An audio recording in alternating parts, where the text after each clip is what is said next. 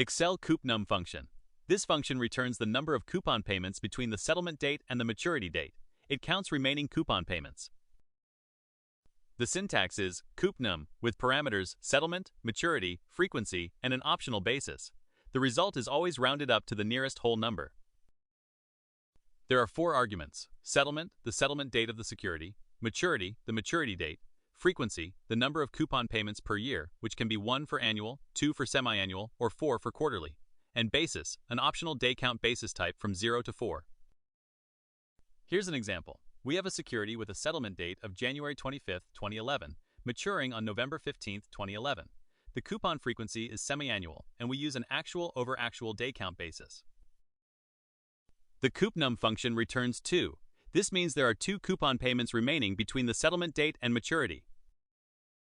Watch out for common errors. A value error occurs when settlement or maturity is not a valid date. A num error occurs when frequency is not 1, 2, or 4, the basis is out of range, or the settlement date is on or after maturity. Key points to remember.